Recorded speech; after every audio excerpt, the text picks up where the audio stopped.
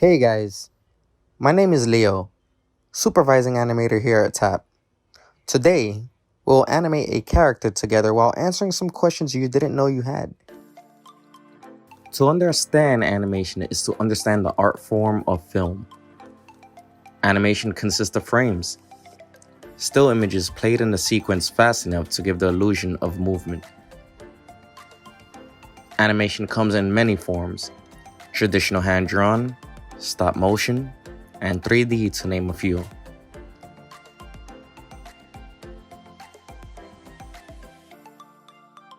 First, we start with a character. For this example, we will use Polly the Frog.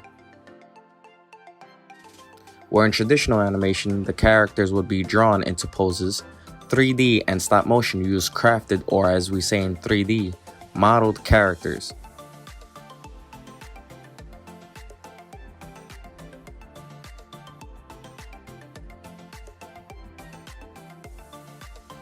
Polly is a character that we used for a short film produced by TAP. Now I must admit, the interface, the controls, it's also overwhelming. This is until we break things down. The first lesson any aspiring 3D animator will have to learn is how to navigate around the space efficiently. In grounding what animation in 3D is, I can compare it to its real-life counterpart. Puppetry or stop motion share a lot of these same principles to that of 3D. Animation requires a rig, a mechanism that allows the crafted character to be manipulated to perform. In our case, these controls will serve as our mechanism. With this cube, I can control the wrist of Polly. Using the Move tool, I can translate the arm in space. As can be imagined, rotate and scaling work the same. Now that we have a brief overview on how to pose our character, let's bring Polly into a scene suitable for our narrative. Here we have our environment.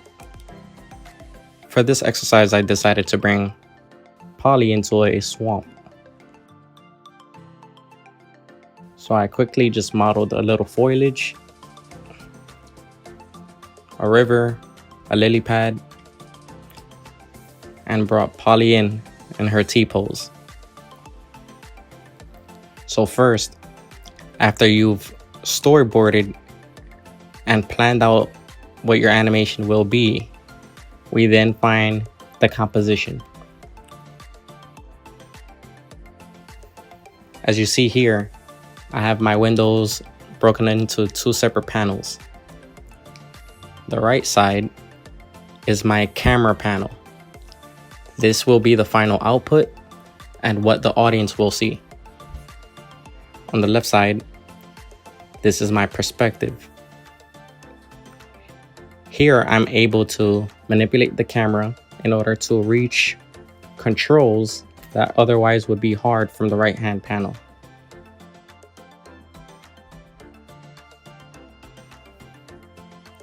Something that should be noted is the differences between game and feature animation. Where in game, the character pose should look good from any angle, with the understanding that the player can rotate the camera at any given time. In a feature or short, such as this, the camera is fixed for the audience. I say this to express that the pose will only have to look good for the camera. Our goal now is to find a key pose. A key pose, also known as a story pose or golden pose, are essential gestures within the animation that best tell the desired narrative.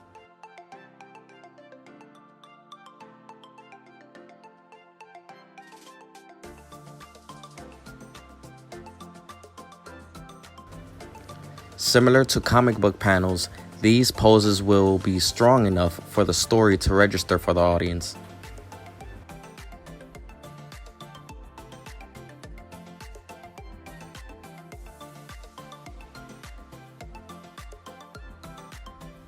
For the sake of time, I moved ahead and created the rest of the key poses, marked here in green.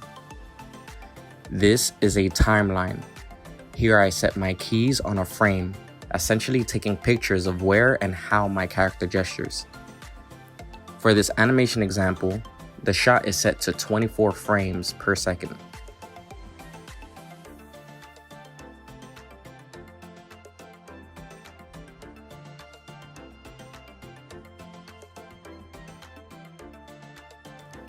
Having set my key poses, we can play back what was then our first pass.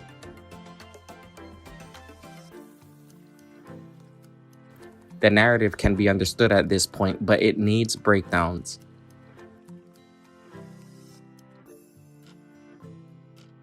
These breakdowns will be our second pass, where we'll add new poses between our key poses to better enhance the illusion of movement.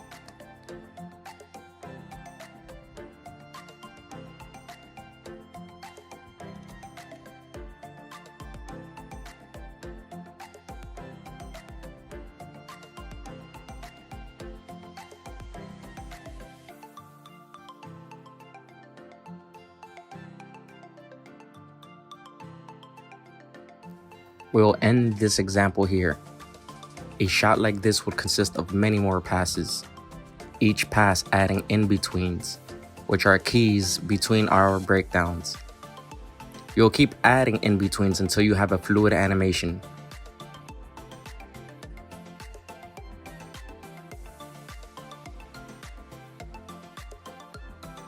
Here's an example of a shot I completed with Poly.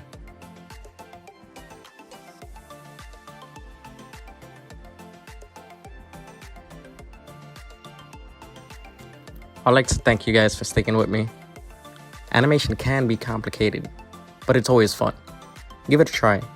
Looking forward to seeing where you can take Poly next.